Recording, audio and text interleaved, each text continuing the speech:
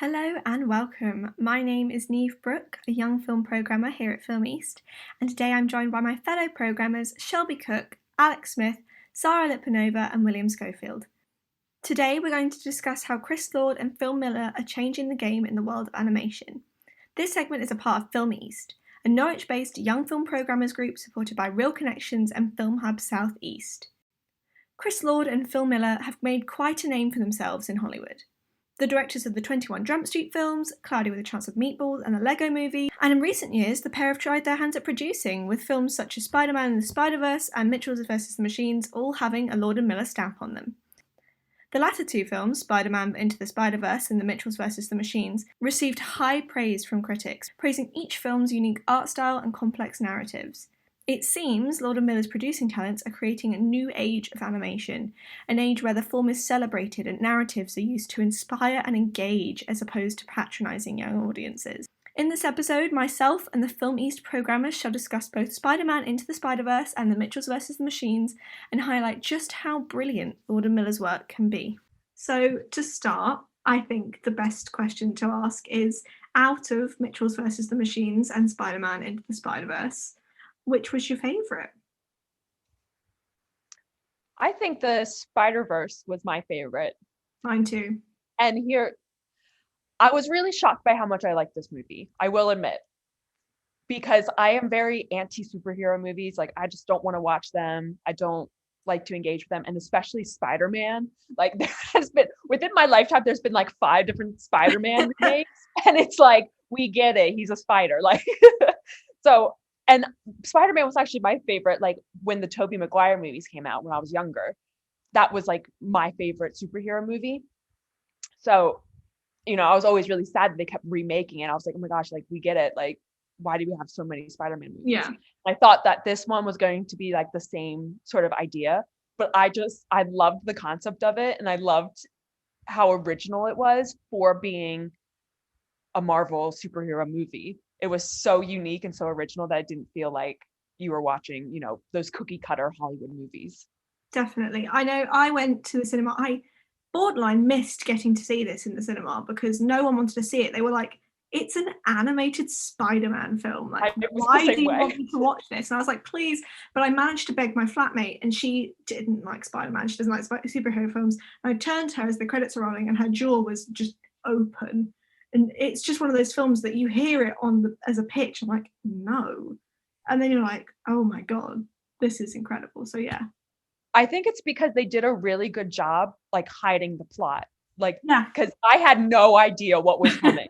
And like, all I knew was that it was another Spider-Man and that it was animated. And that's all I knew going into it. And I think they did a really good job especially with the marketing. Because a lot of the times, especially with superhero movies, the marketing will ruin the film because they give all the best bits of the film out, in order to get people hyped for the film. And then you go and see the film and you're like, this is kind of lame. But I think they did a really good job with that. I think one of the things that really helped Spider-Verse as well is it's quite self-aware of the fact that everyone knows Spider-Man. And like the intro of the movie is literally like Spider-Man monologuing of like, you know who I am, you know what the deal is. And it gets through that so quickly so that it kind of starts introducing new concepts and ideas like right off the bat. And it isn't like, as you said, these previous Spider-Man movies where there are a lot of them and they kind of tread a lot of the same ground because they're all starting from the beginning again. And I think that's one of the things that I personally really enjoyed about Spider-Verse because I'm quite a Spider-Man fan in general. I think, it's quite interesting that we have that dynamic because we've obviously got, I'm guessing half of us aren't superhero fans and half of us are, so we've got quite a balanced team here. But I'm the same. I'm a massive Spider-Man fan, but yeah, it feels completely new and unlike anything you've ever seen before. And it's great. Were you saying something then, Sarah? I didn't mean to interrupt you. No, that's completely okay. I think that's really interesting for me because I think initially when I finished watching them, I thought that my preferred one was the Mitchells versus the Machines, just because, and I think it's partially because it's so fluffy, it's really funny. It has obviously this whole aspect of the filmmaking and stuff, which I really enjoy. And aesthetically, I knew as soon as I started watching Spider-Man, I knew that aesthetically I did prefer Spider-Man over the other one. But sitting on them for a while and thinking about it, I do think I actually prefer Spider-Man over the Mitchells versus the Machines, and I think it's partially because I'm a huge sucker for like found family vibes and having this like ragtag group of friends, and I just loved how I really loved how diverse it was, and I really love as well that they've introduced like characters that I think could have failed in so many levels, like with the cartoon talking pig Spider-Man. They could have completely failed as a concept, but they've just pulled it off so well that I think sitting on it, I think that's my favorite now. I agree. When I was desperate to see this film, this was right up my alley. You guys all know by now, I love animation. It's Really? my thing. I don't know if anyone's noticed, but I love animation. I saw one picture from this film and I was like, I need to see this. But I saw that there were, the other Spider-Men, and I saw Spider-Ham, and I was like, oh my God, this is going to be rubbish. Like, I was not impressed, and I was really dreading that part of the film. But with both of these films, Lord and Miller don't patronize their audiences. It's a talking Looney Tunes cartoon pig, and he has an arc, he's mature. Even every joke isn't like slapstick humor. There's a level of maturity in everything, both art style, narrative. Like, I just think it's for everyone. Their films aren't for children, they just happen to be animated. And I think if they've managed to make a cartoon talking pig make me like feel for him, it's incredible filmmaking. Alex, which one was your favorite before we move on? It's a hard choice. It is a hard choice, and I feel really torn because I really enjoyed Into the Spider-Verse, and I only watched the Mitchums today, and I remember when it first came out, I kind of saw it and I saw everyone was saying, oh, it's great, and I was kind of like, oh, it's just about a family, it's kind of been there, done that. And I was really impressed watching it because I feel like it is for everyone. There aren't jokes or anything that would go over a child's head, but it doesn't it's not entertaining to an adult as well. So I really can't make my mind up because both of them are really entertaining, and I just like both of them. I'm torn. I agree. There's that, I'm sure we'll get to it, but the Furby scene is perhaps the hardest I've laughed all year. Like, the Dark Harvest in a kid's film. It's one of those moments like, what am I watching? But Furbies really are. Yeah, that one made me laugh so much, and I was thinking, because I have a 7-year-old brother, and whenever I go home, we have a night, just the two of us. We have a PJ party, we have popcorn, we have all of the snacks, and we watch films together. And so it's something that is our thing, and we really love it. And I can't wait to show him this film. I think he's just gonna adore it. And the entire way through watching it, I was just like, oh my God, I can't wait to show it to William. He's gonna love it. And I was just laughing so much, so I already can't wait to rewatch it. Well, that's so lovely. I watched it with my parents as well, because my whole family we're all together at the moment, and I watched it with my family, and I think it hit everyone, each, like my mom and my dad, myself differently, because everyone can relate to it, especially the perfect family, when the mom oh my God, I gotta make everything perfect for the family. My mom just that hit her hard. She was like, oh my God, that is so true. Wow, she's like, I get it. And so I think it is a movie that can relate to everyone, and I can see children liking it just because of the spectacle of it. Yeah, for me it was definitely the family relationships, because even the dad with the technology, that didn't remind me of my own dad, but actually my stepdad, and it made me really laugh because we're constantly in that battle between get off your phone, and I'm like, no, leave me alone, old man. Yeah. Sort of even just talking about the relationships in Mitchells and Machine, I found it really not poignant, but really special that it's a father-daughter relationship, because you get so many father-sons and mother-daughter, and if it's a father-daughter, it's usually I don't like your boyfriend, and she's like, well, I love him. But this was this was a genuine film about a father and daughter connection, and how as you grow up and as you find your differences, they didn't understand each other. And it's one of those poignant things at the end. I was like, oh my God, this is so nice. And it's can be read as an allegory for a lot of different things, you know, sexuality and other things. I think it's so cleverly done and so open-ended that it can really be a branch to start discussions between families. So I think it's so clever the way they wrote it. It's fabulous. Moving forward, both films, I think we can agree, look stunning. Like the animation and the way they play with form kind of enhances the storytelling. Were there any sort of moments in either both Mitchells versus the Machines or Spider-Verse that really stood out to you as like, wow, I've never seen anything like this? Well, obviously with Spider-Verse, and I was just thinking about this as we started recording, that obviously it has that texture to it where it's like a comic book. Yeah, the curved dots. Yeah, it's very reminiscent of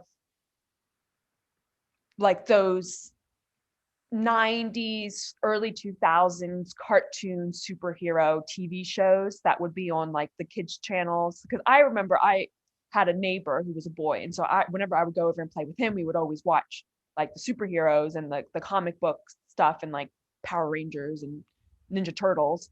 And now that I'm thinking about it, it is very reminiscent. It's like a grown-up version of those sort of cartoons that you grew up with. So it has that nostalgia factor to it, but it is much more mature, and it has themes of diversity and inclusion and you know, looking at New York City as this melting pot of identities rather than just, you know, a white man saving the world like most superheroes are.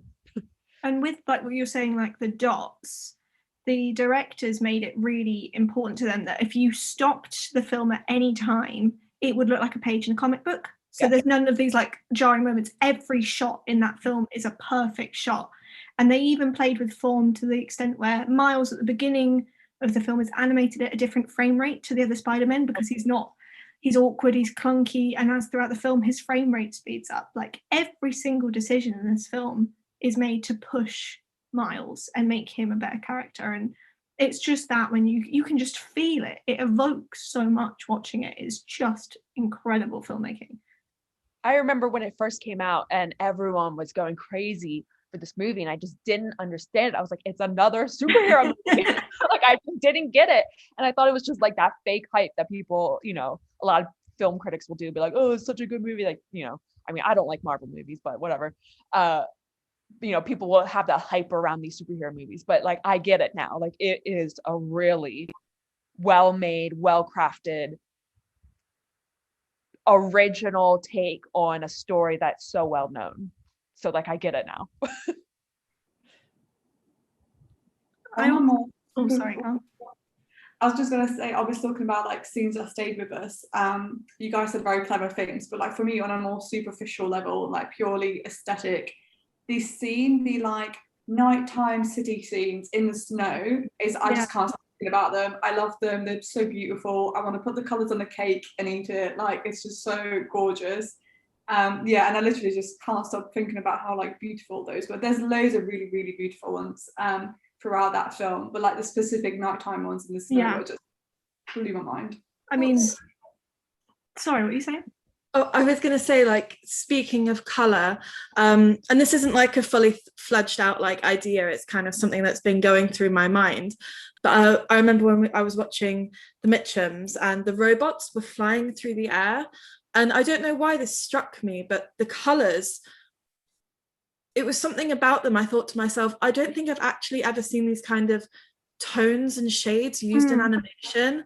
And it really like jumped out to me, and it made it feel really beautiful. And I didn't fully understand why or why it felt so new, but it that's what's been going through my mind a lot. It was the shades of blues and pinks that I just wasn't used to seeing in animations. There's a vibrancy and a confidence in Lord and Miller. Like they aren't afraid to be, you know, like what's the word? Not genre, convention breaking. With Mitchells vs. Machines, Katie breaks the fourth wall all the time and draws on the scene, and like it's really clever, and they want it to stick with you. They want these colours to make you feel something rather than it being mimetic. It is completely abstract, everything they do. The one scene that will always stick with me, and just thinking about it, I literally get goosebumps, is the famous Miles rising scene at the end of the film. I could talk about it for hours, but it's his leap of faith moment when he jumps from the building and he's not falling, the camera flips, he's rising, and it is the music, the score, the shot, the animation, everything. You feel like you're doing it. And I'm like, how is this possible? This is a Marvel animated film. It is crazy. And that is the one that will always stick with me. Sort of. I think, well, I was just going to say, I think with Lord and Miller in particular, I was looking at their filmography and like I was so blown away because like I didn't know who they were until you mentioned doing this. Like I didn't understand like their influence in the world of animation. But then once you start seeing all of their films, like they did the Lego movie, they did Cloudy with a Chance of Meatballs, and then like randomly like 21 Jump Street. Like I was just really random, but you know, they really do have this collection of films that you love because they're so original and they're so unique, and they do break those conventions of typical animations. And I think they sort of break these walls where they break the fourth wall, but they engage you and bring you actually into the narrative that they're exploring. They take these very nostalgic things like Legos and you know, spaghetti and meatballs and Spider-Man. They take these nostalgic concepts and just turn them on their head and make it something that's so enjoyable. And like, as like looking at the business side of it, I think that's so clever because they instantly will grab you into it. You're like, oh, it's the Legos. I love Legos. Like, you know, you'll go into it, but then you fall in love with the film because it's just so unique and so interesting and so original. I just love how their humor is so specific and it really works for like everyone. It's like in a true like family film type of way. Like it doesn't feel too childish. It doesn't feel like it's not there to serve like a specific audience only. I feel like it really does. It's like the humor's there for everyone, which is quite special. My best cinema experience, I think maybe ever, was I went to see Into the Spider-Verse, I think for the second time. Just because I loved it so much the first time, and I sat next to this like very old man, and I think his like 8-year-old grandson or something, and the entire time they were just like mouth agape, both of them, just like the kid on his edge of his seat, like jumping up and down in his chair, and like as soon as it's over, the granddad kind of turned around, I was like, that was great, that was fantastic, and it was just really lovely to see like literally two opposite ends of like the spectrum, just both equally enthralled by the film. And it was just really, especially since I'd already seen it and kind of I knew what moments were coming up and I got to see their reactions and stuff. It was a really lovely experience.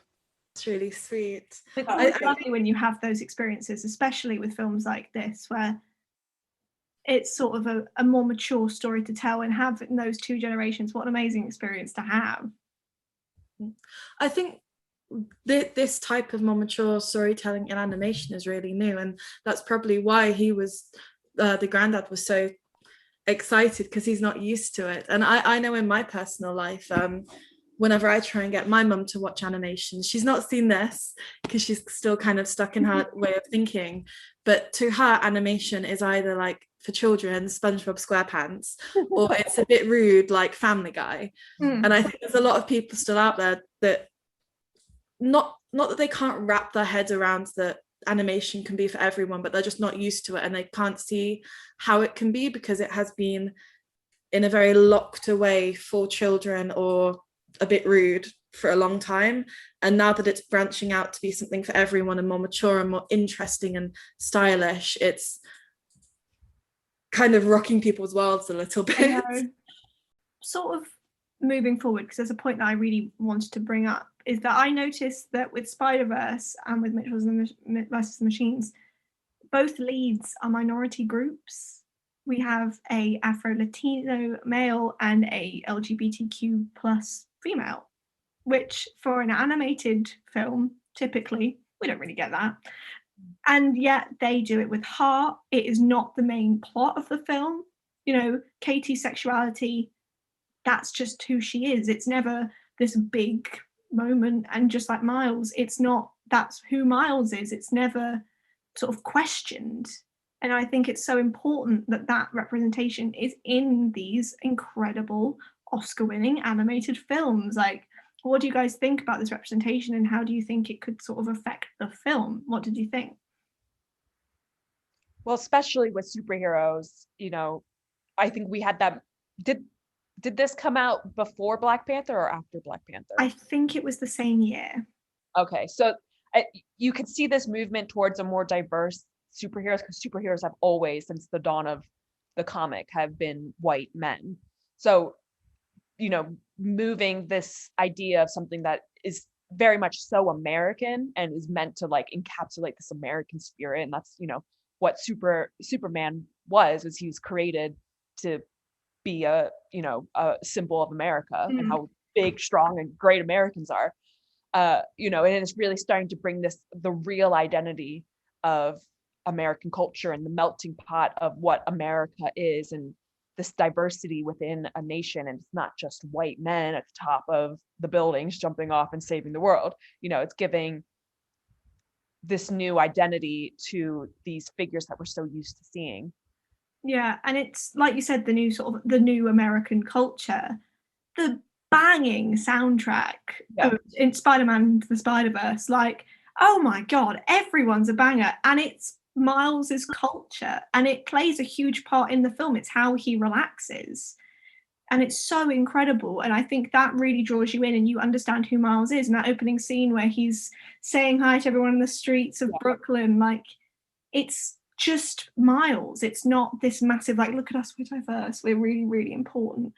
And Lord and Miller, when they won the Oscar, they said this quote where apparently a little boy said, oh my god, Miles looks like me. And they said that's more important than winning the Oscar, that they made a film that little boys and little girls can see themselves. And it's just so incredible. Well done, Lord and Miller, we love you.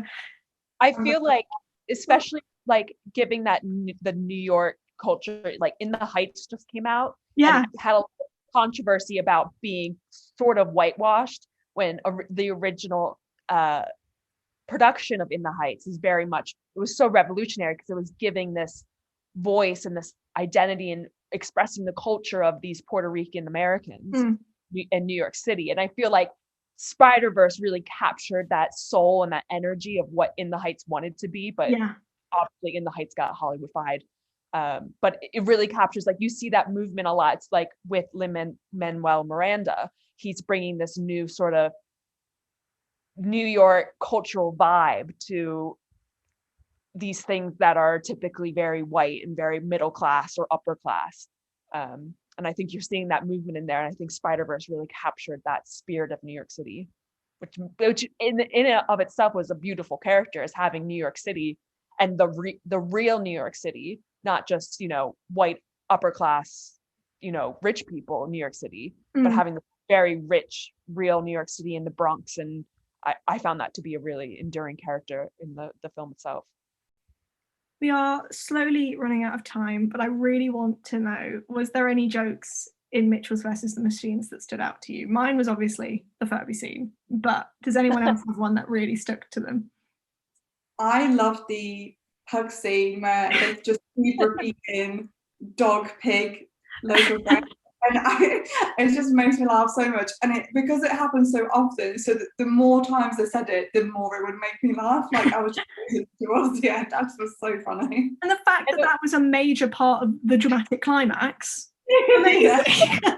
The fact that the pug just looking like a loaf of bread actually helped them save the world was just incredible. I loved this one line that has really stuck with me from the beginning, when the robots are trying to coax a crowd of people into like their pods to kidnap them, and are like, oh, come in here, there's lots of fun stuff. And the guy's like, oh, I like fun stuff. And the dad stops him and says, you don't want to go in there. You don't like this kind of fun stuff. And the guy just turns around with a big grin on his face. He's like, oh, no, I really do love fun stuff. Everyone says that about me. And I don't know why, but that's just, I think about that at least twice a day. A guy who just loves fun stuff. You know, Don't we all? I don't know why this stood out to me, but it was towards the start when everything was kicking off, and the dad pulled out the screwdriver, and then the rest of them just had the family screwdrivers with them, and they were like, oh, it's my anniversary gift and my sweet 16 gift, and it just really made me giggle. I also feel like I have to give an honourable mention to The Moose Belongs to the Canyon now. That one really got me. And the fact that it was saved as well. There's a little after credits bit where it's apparently saved. It didn't belong to the canyon. Oh, I've also just remembered at the start when they're trying to get the dog to lick the dad, just instantly reminded me of my own dad. Well, thank you so much, everyone. I feel like we've thoroughly just praised Lord and Miller and spoken about how amazing it is. And it's been great. Thank you. Hopefully you've enjoyed our brief discussion today. If you're interested in learning more about our love for Lord and Miller, you can visit our website to read our article all about these films, as well as other articles related to the topic. If you're interested in contributing to our film and television blog, visit film-east.com/submissions for more information. To learn more about the Film East and the Young Film Programmers, visit our website, film-east.com, or follow us on any of our social medias at films_east. Again, we're Film East, a Norwich-based young film programming group supported by Reel Connections and a part of Film Hub South East and the BFI Fan Network.